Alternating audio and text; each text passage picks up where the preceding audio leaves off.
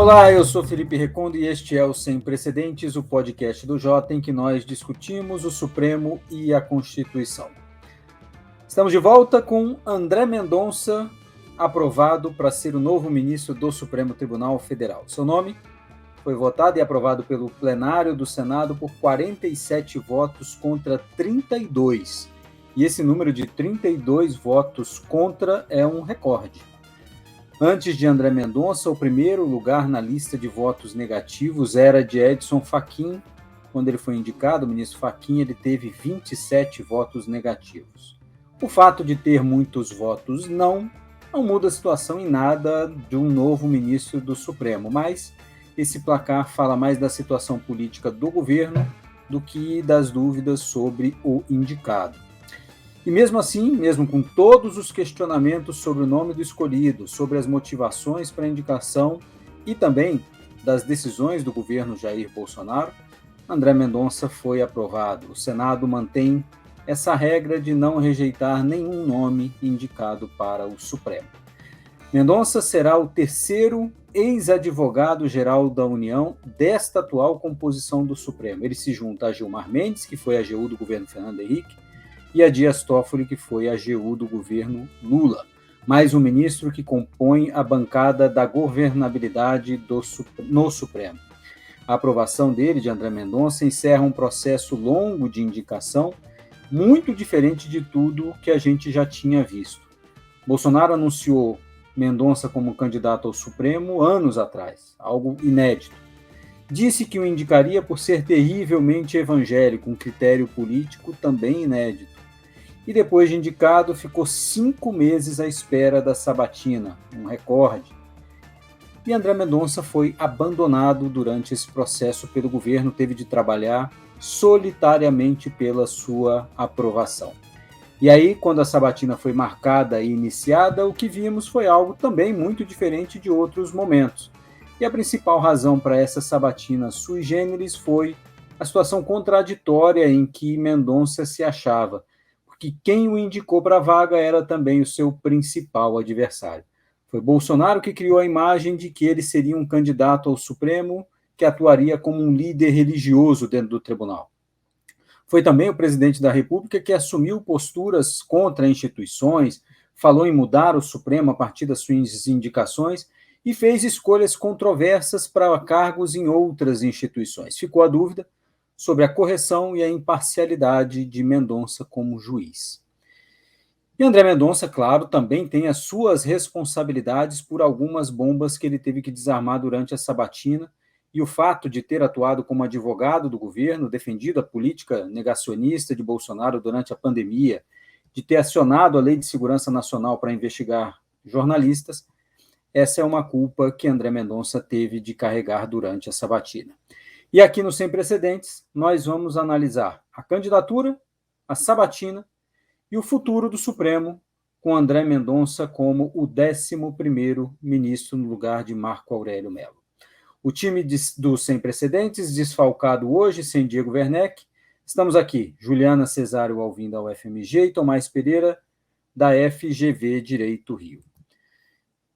Juliana, eu queria começar com você para nós analisarmos esses 3 momentos, o indicado, sabatina e depois o futuro do Supremo com André Mendonça. E aí eu queria ouvir de você o que você achou da sabatina, porque o que a gente viu do indicado durante a sabatina parecia uma coisa muito diferente do que nós vimos sobre André Mendonça nos últimos anos, né?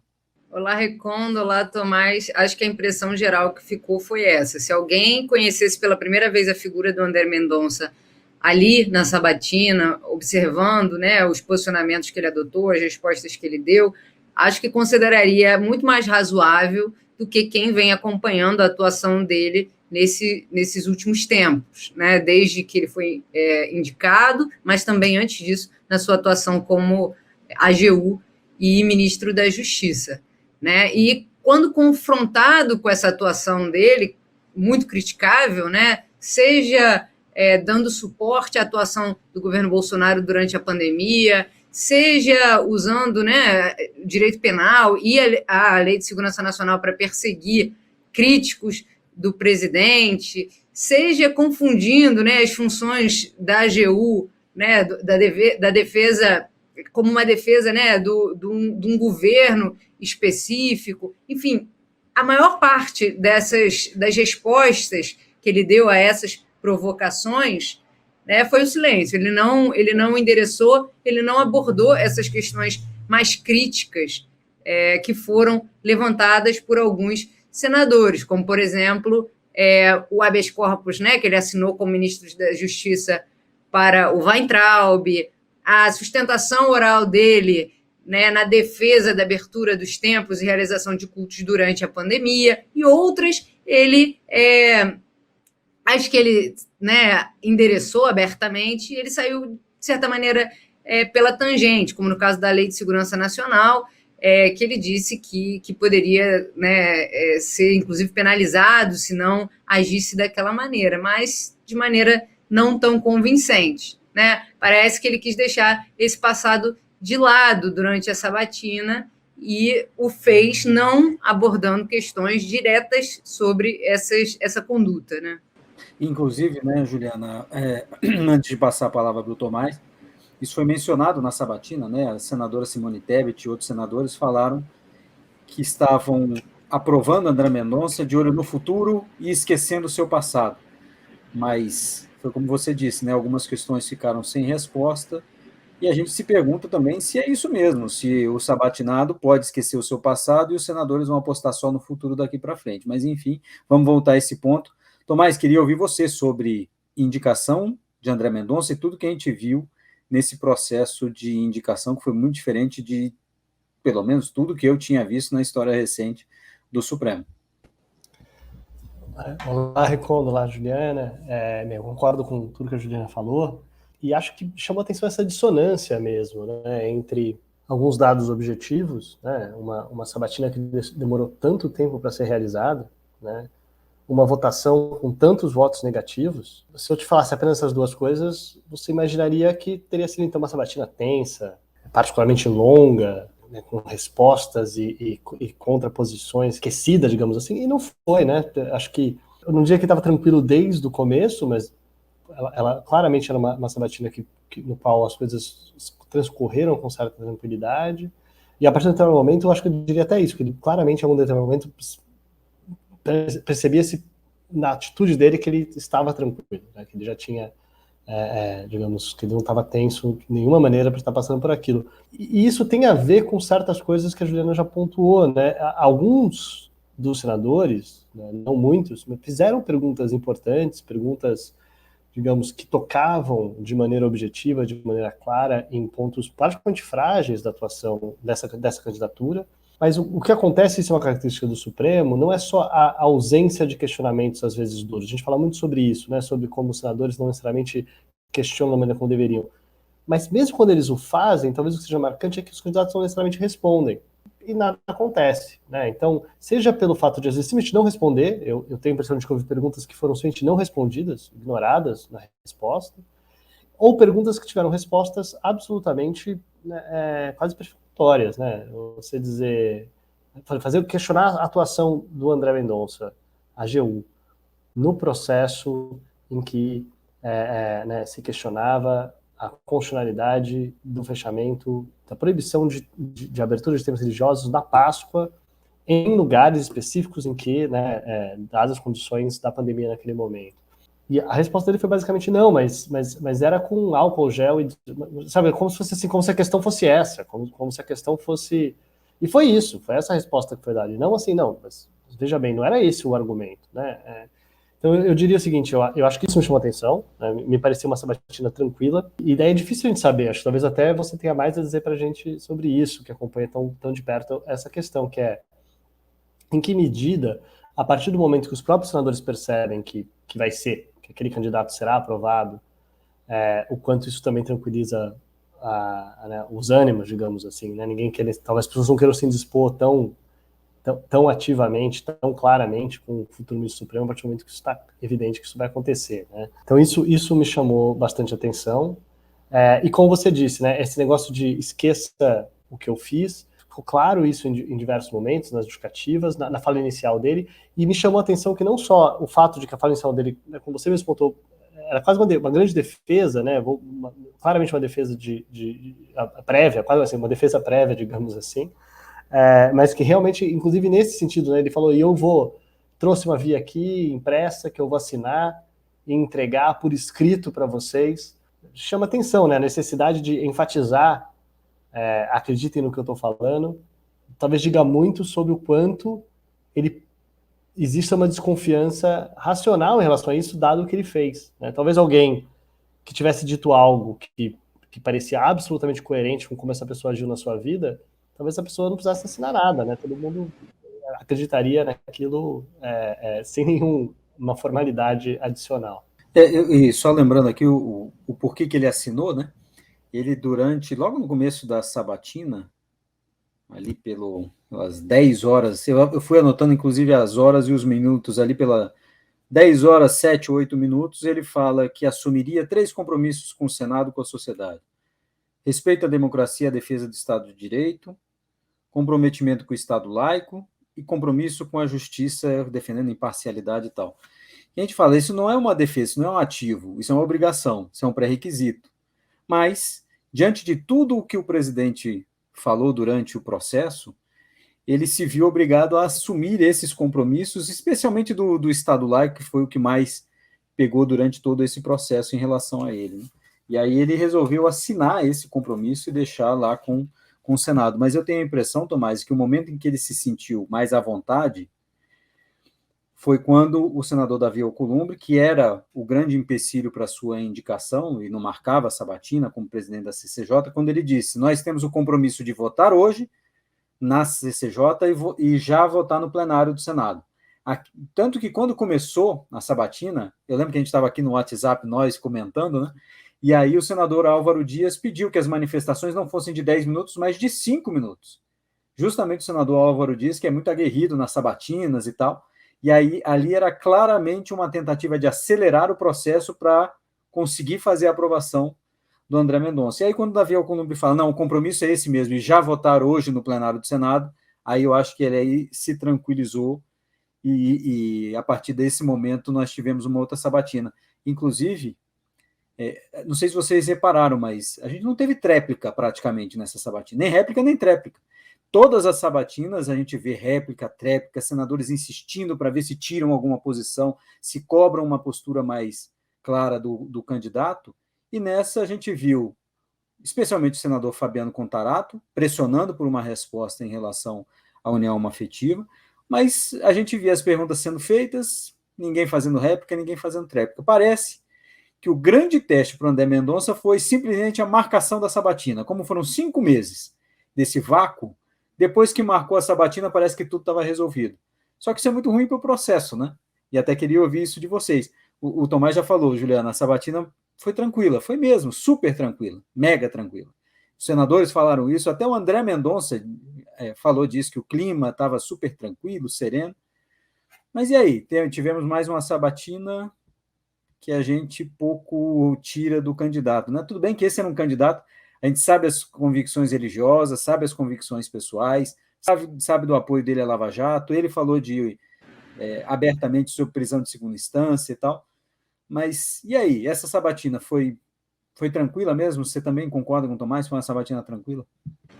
Concordo, acho que foi tranquilo, sim, e eu acho que assim, a gente de alguma maneira se acostumou, né, a evasivas de sabatinados, no sentido de que não posso comentar esse fato porque não posso pré-julgá-lo, porque esse caso está no Supremo, ou pode chegar ao Supremo, e nesse caso foi isso acrescido do não vou prestar contas do passado, então ficou um pouco para onde ia a sabatina, né? Mas sobre os compromissos que ele fez, né, com relação à laicidade e tudo mais, me parece que ao longo da sabatina ele foi até além, né, no sentido de contrastar com a posição anterior dele e a adesão dele total e restrita ao governo, né?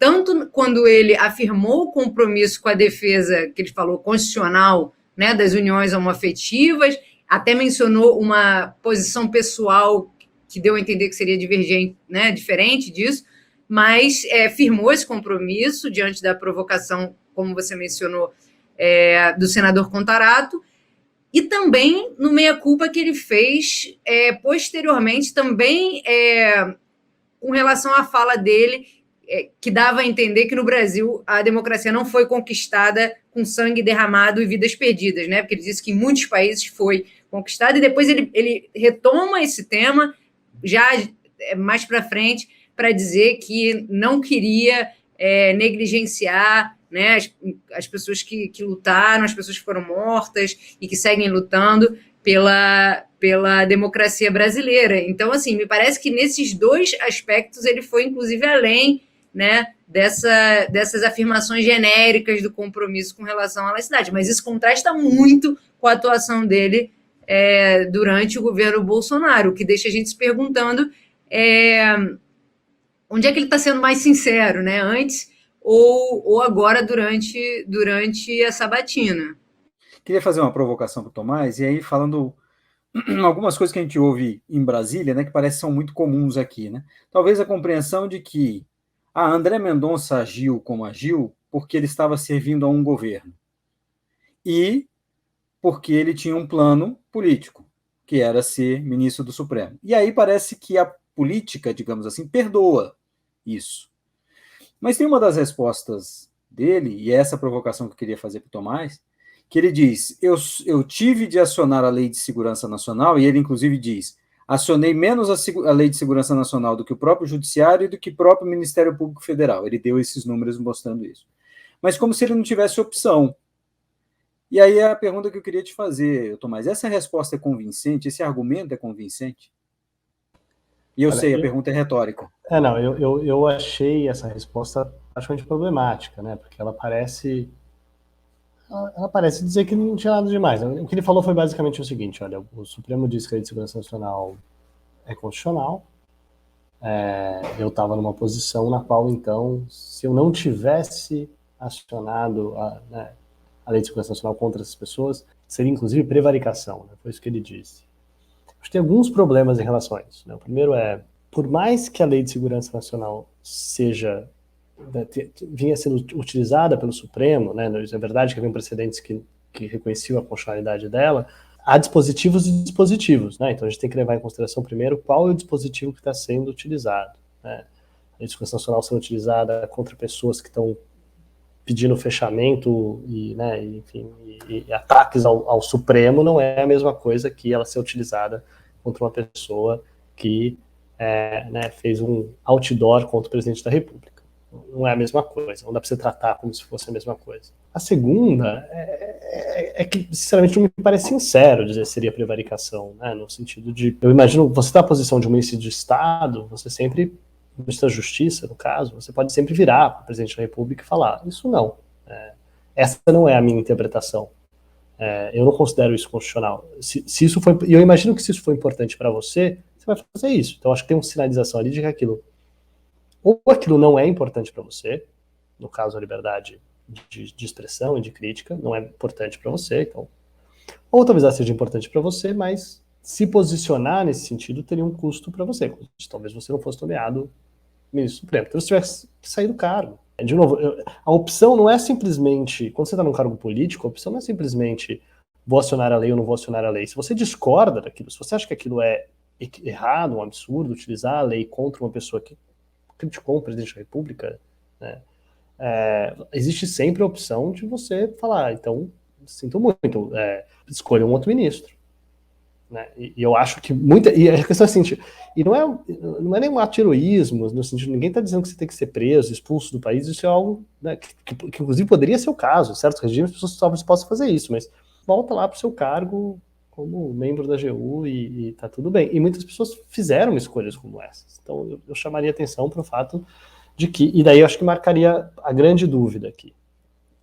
E as duas são problemáticas. Ou isso não era importante o suficiente, e é problemático a gente ter um ministro supremo para quem a liberdade de expressão não é um valor particularmente importante, um valor que seja uma linha traçada no chão para o qual esteja disposto a fazer esse tipo de atuação, ou pior, talvez, seja importante, mas fosse mais importante ser nomeado ministro do Supremo Tribunal Federal. E daí vem talvez a pior, né, assim, um problema para a gente, que é talvez a grande esperança que parece que as pessoas têm, às vezes, em relação a essa nomeação, é que fosse tudo só para ser nomeado pelo Supremo Tribunal Federal, como se agora, daqui para frente, a gente fosse ver uma outra pessoa. E talvez seja verdade, talvez seja uma aposta, eu não tenho como... Eu tenho certeza, há pessoas, inclusive, que conhecem muito de Brasília, que conhecem muito do funcionamento das instituições, que acredito que estejam fazendo essas apostas. Talvez elas estejam corretas, né? Ou corretas não normativamente, mas talvez a aposta delas pague. Talvez seja isso mesmo que se veja no futuro. Eu não tenho como dizer isso.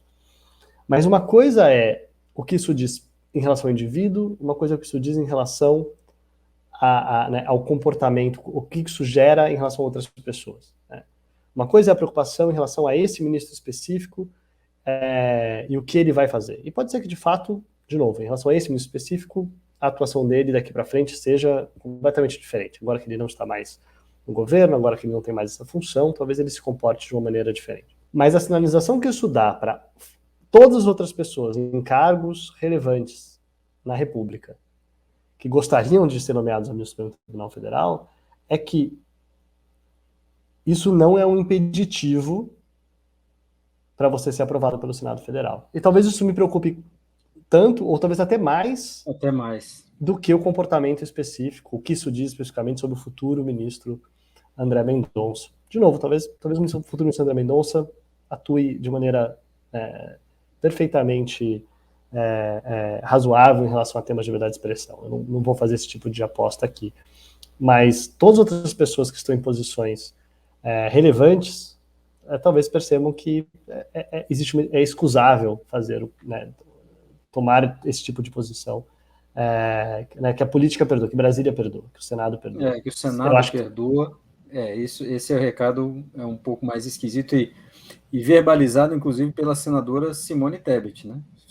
Verbalizado com todas as letras por ela, dizendo que estava votando favoravelmente, não pelo passado, mas pelo futuro.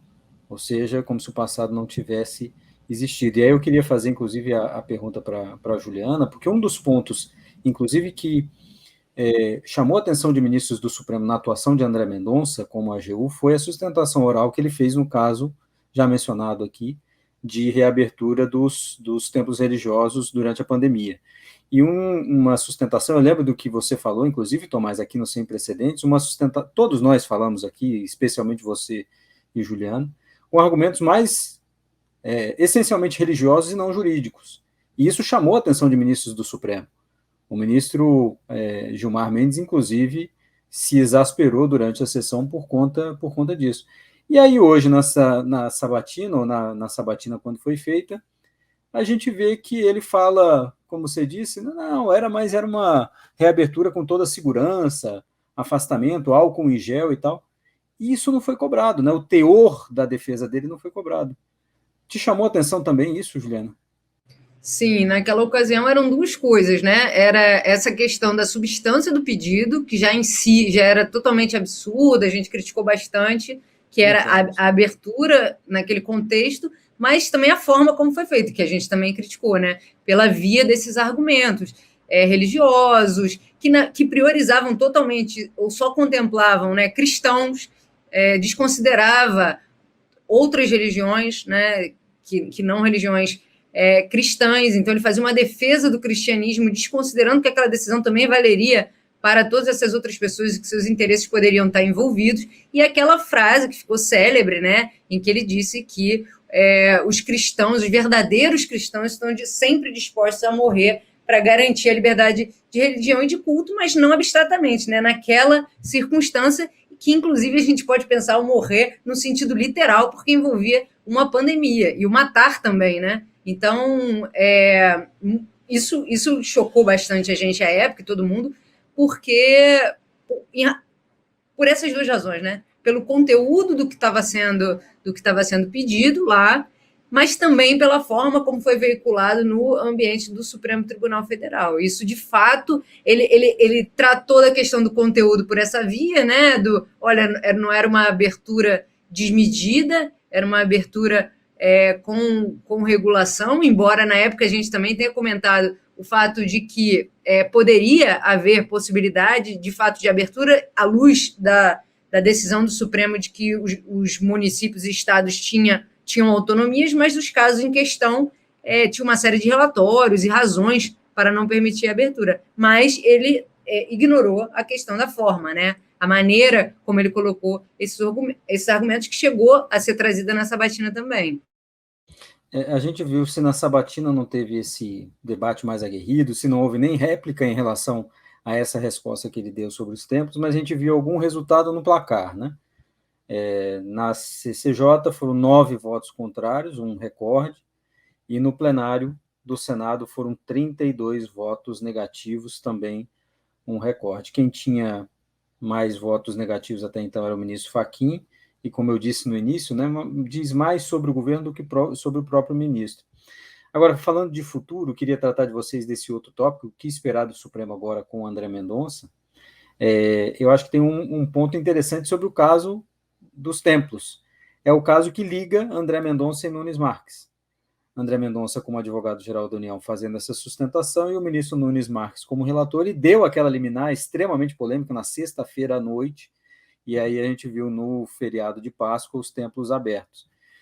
Tomás, queria começar com você ouvindo o que podemos agora esperar de Supremo com o André Mendonça sendo o 11º ministro. A gente, antes de começar a gravar, e a gente está gravando justamente depois da aprovação do Senado, na noite desta quarta-feira, mas a gente estava na dúvida, será que a gente vai ter o ministro Nunes Marques com um companheiro agora no isolamento que nós vimos durante esse último ano, ou a gente vai ter uma situação diferente? Vamos fazer a aposta aqui, Tomás? Eu evito fazer esse tipo de aposta, como você bem sabe, mas eu separaria entre 3 tipos de temas, três questões, né? Temas que são claramente muito importantes para o ministro André Mendonça. Então, temas relacionados com certas questões de valores e de questão de religiosas. Eu acho que não seria surpreendente imaginar que ele vai votar de uma determinada maneira nesses temas, né? Por exemplo, eu não consigo imaginar o ministro André Mendonça votando a favor da constitucionalidade, da possibilidade de uma mulher interromper a gravidez. Não consigo imaginar isso acontecendo. Não é o único, há outros ministros do Supremo hoje que também eu não consigo imaginar fazendo isso. Ele, inclusive, claro. Tomás, ele, inclusive, numa das respostas, falou sobre a eutanásia, né, dizendo que para ele é inconstitucional. Foi uma resposta meio estranha, né, para variar, né, porque ele falou... Mas ele fala direito à vida era muito importante, está acima... Apesar de que eu entendo a situação de pessoas que estão numa situação de tratamento terminal e não querem mais... Tipo, percebe que não tinha muito comprometimento ali. Talvez até, de novo, acho que tem mais sobre a sabatina, né? Sobre como as respostas, às vezes, são um tanto vazias. Mas sim, mas no que havia ali, havia uma noção de que... claramente de que, mesmo nesse caso em que é uma escolha da própria pessoa, eutanásia, né, mesmo nesse caso, claramente, alguma restrição parece que ele acredita. Não sei se quão total ela é, ou quanto ela é ampla. Claro que tem uma diferença entre a eutanásia propriamente dita e simplesmente a pessoa interromper e não querer mais ter tratamento. São, obviamente, situações diferentes. Inclusive, uma delas nem a eutanásia né? Ninguém é obrigado. Então, assim, eu não sei nem o que estava acontecendo ali, porque ele não foi expresso. Mas você tem razão. Se nesse caso...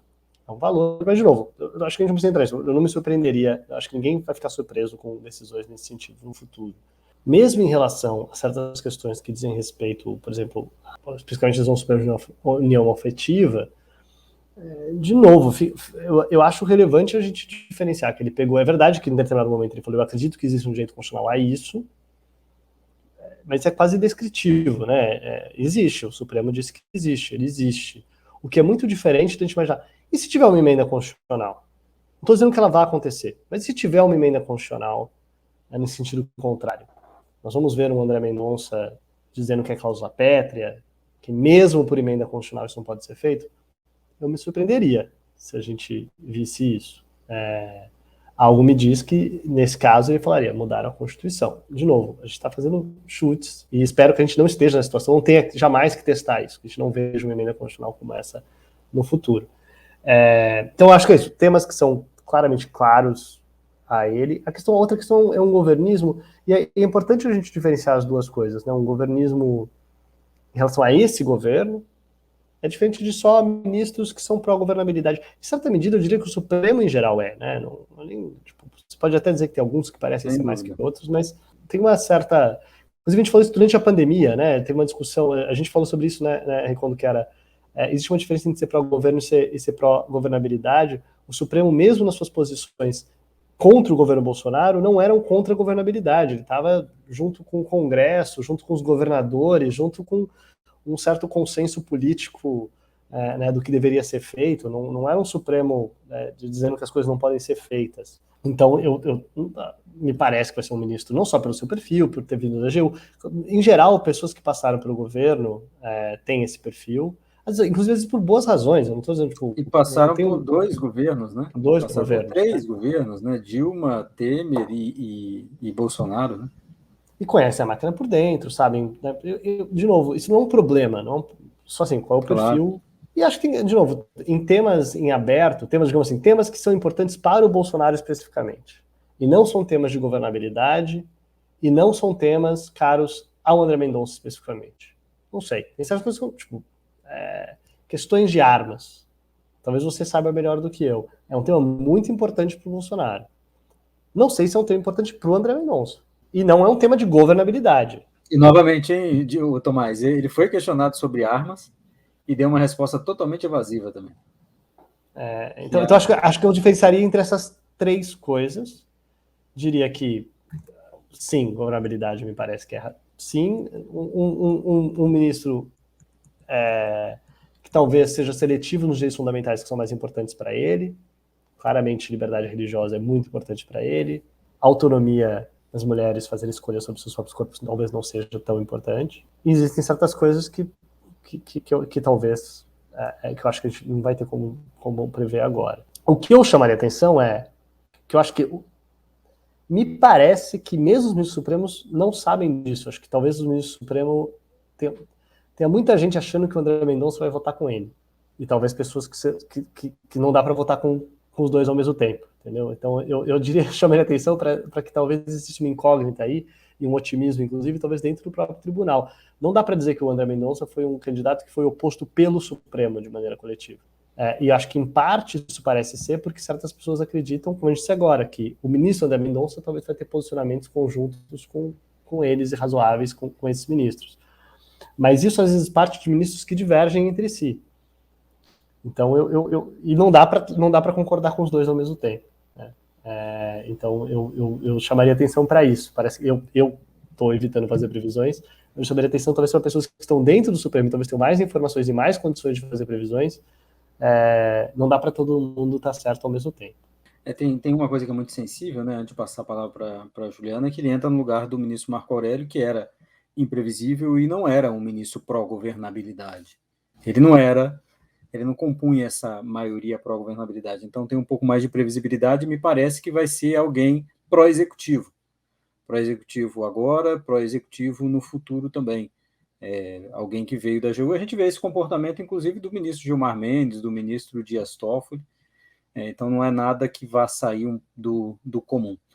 Mas, Juliana, queria também te ouvir sobre e agora? Eu queria fazer antes um comentário sobre as colocações do Tomás. Eu fico me perguntando, e eu acho que a grande questão que estava um pouco de pano de fundo hoje na sabatina era quanto que as visões pessoais vão interferir nessa interpretação e nessa eleição do que são os direitos muito importantes para o André Mendonça, né? Porque a gente pode imaginar, bom, liberdade de religião, sim, mas poderia ser liberdade de religião, sei lá, em oposição a uma restrição à liberdade de religião, a, não sei, manifestações públicas de religião, alguma coisa desse tipo, estaria diretamente ligado à liberdade de religião, né? Mas uma série de outros temas são influenciados por uma certa visão de mundo que é uma visão religiosa, né? E aí o caso do aborto, né, seria uma delas. Mas muita coisa pode ser também, né? Inclusive as uniões afetivas, que ele disse que reconheceria, né? Então, e se a gente pensar, inclusive, sobre interrupção da gravidez, né, e pensar na jurisprudência do Supremo, alguém poderia fazer uma leitura de que o próprio Supremo reconhece essa possibilidade, né? Se considerar o julgamento sobre células-tronco e a ideia de que a vida ela se desenvolve progressivamente, o próprio reconhecimento da constitucionalidade, né, do aborto de feto anencefálico, enfim, se for para trabalhar com o que está dado, né, ou se for seguir o dogma que ele repetiu várias vezes durante a sabatina, da segurança jurídica, tem espaço para defender o aborto nessas circunstâncias. Então, acho que aí o que vai prevalecer? Né? Essa ideia de laicidade, e nesse caso até mesmo talvez de segurança jurídica, ou uma visão pessoal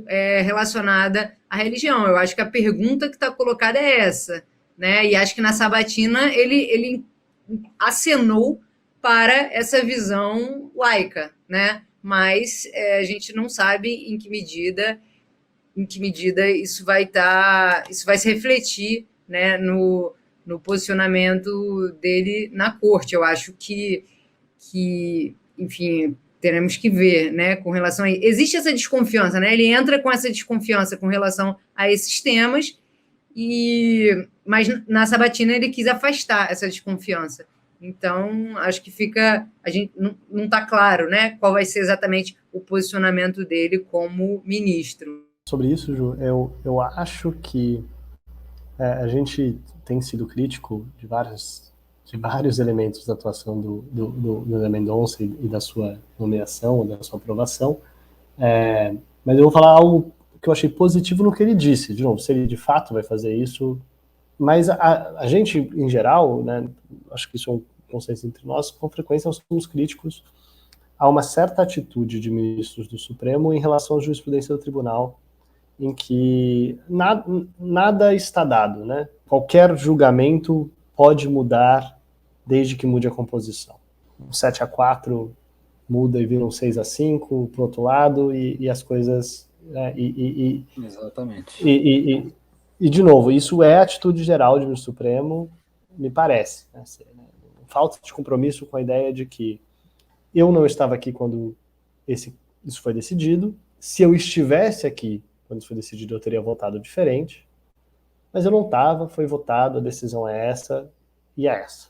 A não ser que aconteça algo novo, a não ser que tenha uma emenda constitucional, a não ser que tenha um fato institucional novo, a mera reapresentação do caso não gera mudança de posicionamento do Supremo pela mudança da composição, pelo fato de que alguém simplesmente se aposentou. Todo o discurso do Mendonça, o compromisso dele, foi no sentido contrário a isso. Né? Quando ele falou, ele basicamente falou, eu sou contrário, um tema específico, né? Prisão a partir de condenação em segunda instância.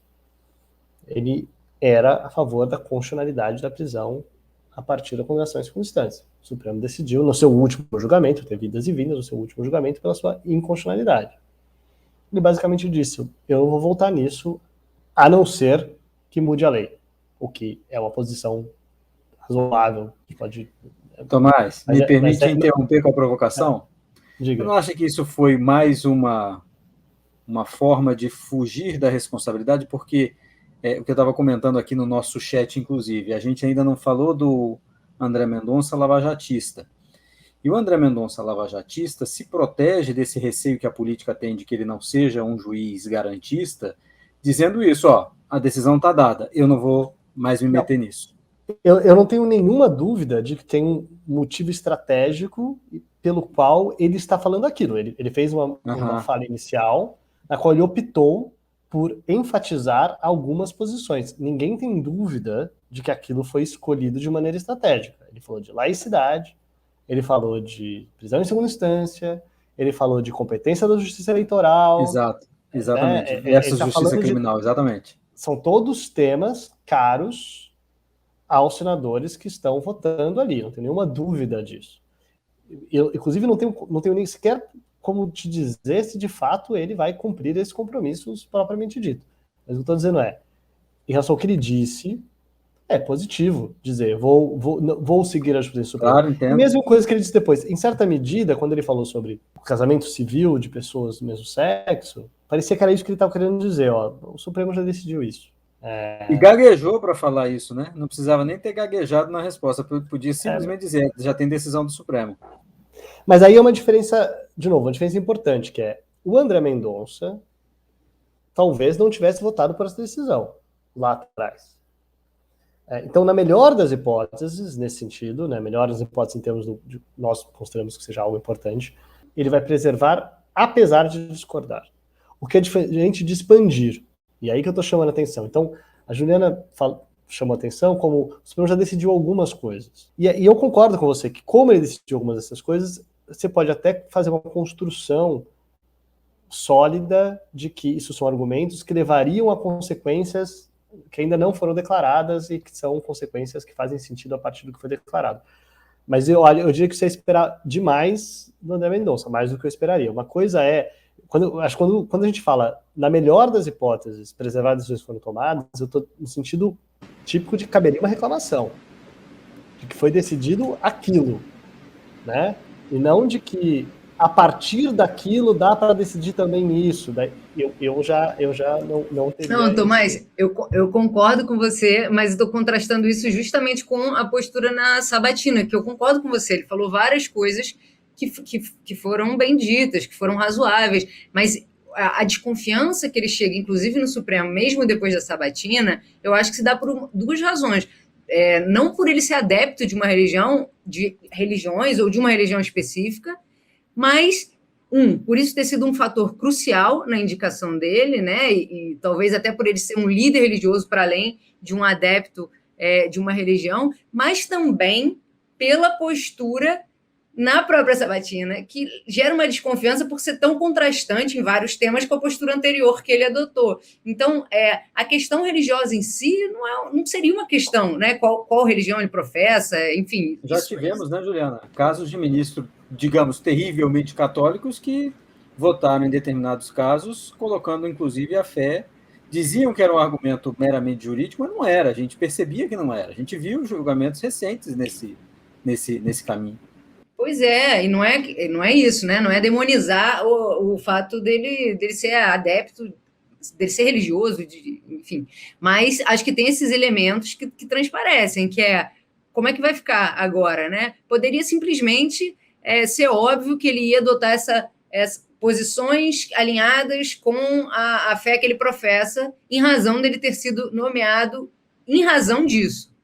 Mas a sabatina abriu uma outra possibilidade. E aí, o que vai prevalecer, né? Mas também concordo, não dá para aderir 100% ao discurso da sabatina. Eu acho que o que deixa é uma desconfiança, né? Juliana, posso engordar essa desconfiança? Porque quando eu disse aqui que antes de começar a gravar, a gente estava se perguntando se o ministro Nunes Marques não ficaria mais isolado. E aí me parece, a indicação do ministro Nunes Marques, politicamente, é muito diferente, né? E o caminho que ele seguiu, os desafios que ele enfrentou, são muito diferentes dos desafios que enfrentou André Mendonça. Então, talvez Nunes Marques seja hoje alguém com mais ligações com o Centrão, que apoia este governo, do que necessariamente André Mendonça, que foi abandonado pelo governo durante esse processo. Isso foi dito claramente também na sabatina por mais de um senador. Ele talvez tenha mais compromissos hoje com quem o apoiou, que são as lideranças evangélicas, do que com o governo Bolsonaro. E talvez isso foi dito até por um dos seus apoiadores. André Mendonça, que inclusive na sabatina disse aqui uma expressão que eu usei em um dos sem precedentes, que ele era genuinamente evangélico. Ele foi jogado, e quem disse isso é um apoiador dele evangélico, ele foi jogado para esse campo terrivelmente evangélico. Ele se aprofundou e teve mais ligações ainda com a igreja evangélica, com outras denominações, inclusive da igreja evangélica, por conta dessas dificuldades que ele enfrentou. Então, talvez a gente tenha visto nesse processo o ministro André Mendonça se aproximando ainda mais. E só uma curiosidade aqui, eu imaginei que todo jornalista ia ficar contando quantas vezes André Mendonça falou em Deus na sua apresentação inicial. E Nunes Marques citou Deus em 6 oportunidades e André Mendonça citou em 4. E não foi à toa. Obviamente ele sabia disso. Mas também para dizer que um pouco do que a gente já disse aqui, né, Tomás? Ele se viu obrigado a se defender disso. Que a indicação dele não é necessariamente e só porque ele era evangélico. Claro que isso era uma sinalização política do presidente Bolsonaro, importante, inclusive, para a sua base, mas era um pouco além disso. E ele ficou meio que enclausurado nessa arredoma, e acabou que o processo de indicação dele ainda o colocou mais ainda dentro desse espectro. Então, talvez a gente veja uma coisa diferente. Só queria fazer essa última provocação aqui para vocês sobre Lava Jato. como eu disse, o lavajatista André Mendonça, que era um dos motivos por que a política, por que o Centrão não o queria, a gente não viu muito dele na sabatina, né? Um pouco isso que você mencionou, né, Tomás, dizendo de respeito às decisões, mas e aí, será que nós vamos ter um ministro diferente também quando ele chegar ao Supremo? Será que vai se alinhar nessa agenda a Barroso, Fux, Edson Fachin? O que vocês acham? Quem aposta? Eu sei que o Tomás não gosta de apostar, mas nessa daqui eu acho que... Então faço eu a aposta primeiro? Pode ser? Por toda a atuação dele na CGU, por toda a atuação dele na AGU, por toda a visão que, inclusive, a Igreja Evangélica tem, e inclusive as lideranças evangélicas diziam que se Bolsonaro mudasse o nome do indicado, se André Mendonça não fosse o indicado, as lideranças evangélicas partiriam para apoiar Sérgio Moro na sua campanha presidencial. Então, me parece que André Mendonça, que fez doutorado, mestrado sobre isso, combate à corrupção, isso não sai dele. Então, nesse caso, eu acho que ele vai continuar da mesma forma. É claro que, inclusive, em particular, ele diz que não dá para defender a Lava Jato 100%, porque ela cometeu erros. Mas não tenho dúvida que nesse espectro, Tomás, você que fez essa divisão, ele vai se aproximar mais de Barroso e Fachin do que de Gilmar Mendes e Lewandowski, por exemplo. Eu acredito em você. Eu sempre... a minha posição eu não sou de apostar, mas se eu tivesse que apostar, eu, em geral, aposto onde você está apostando, Rico.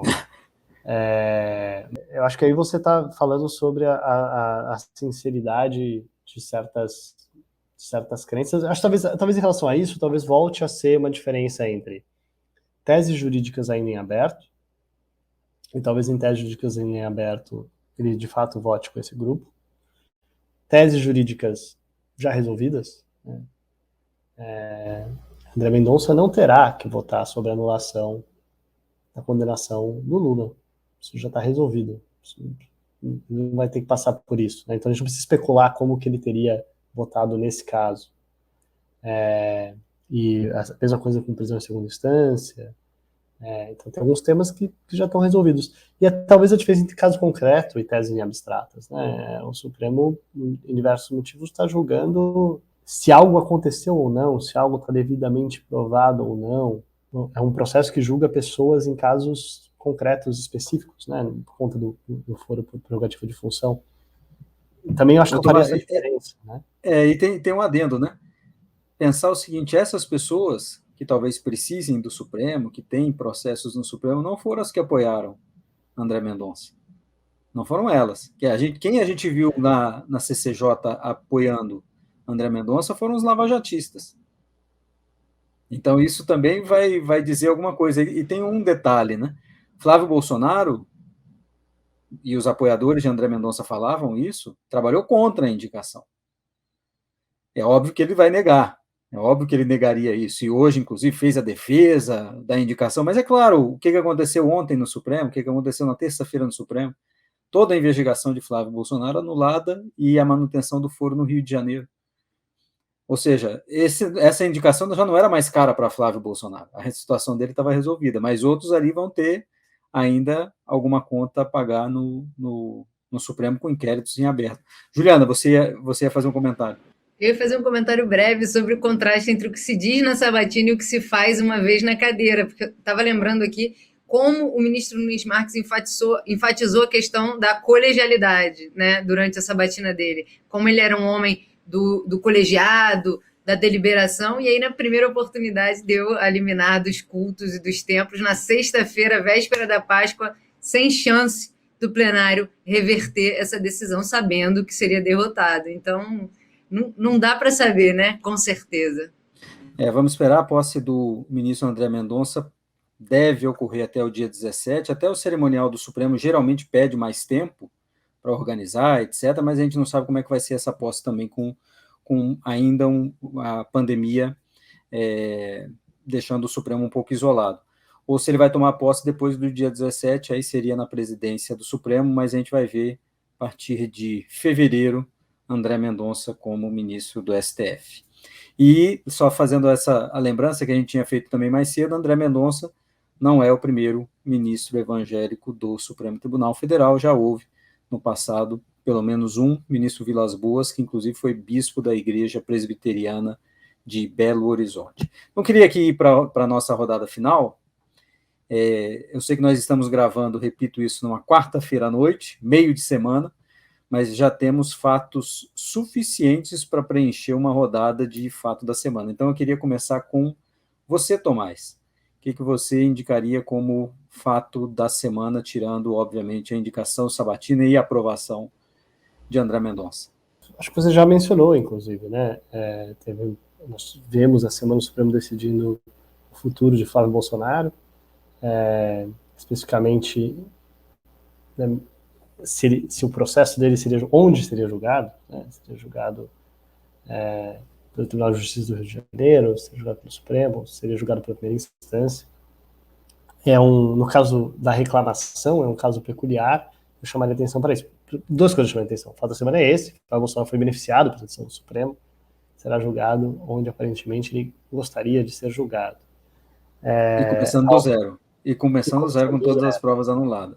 Com todas as provas anuladas. Então, a melhor situação possível para ele, aparentemente. Eu só chamei a atenção, já que a gente está falando disso, né, de Lava Jato, tudo, que a gente tinha situação absolutamente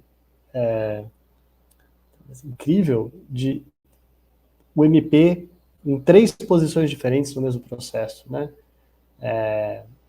O MP que perdeu o prazo, deixou passar o prazo, né, não recorreu no prazo, e por isso a via que chegou ao Supremo foi uma reclamação, e o Supremo basicamente disse, dentre outras coisas, se você perde o prazo, você não pode entrar com reclamação só porque você perdeu o prazo, não cabe reclamação nesse caso.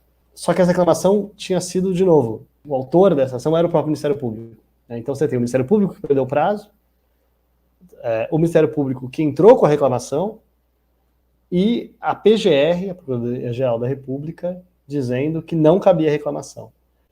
Então, às vezes, quando a gente fala, é importante, acho que isso é um bom caso para ilustrar a confusão, às vezes, institucional, que às vezes é o Brasil, que às vezes mesmo uma única instituição, em certo sentido, pelo menos um sentido abstrato, assim, pode estar em posições triplamente antagônicas nesse mesmo processo.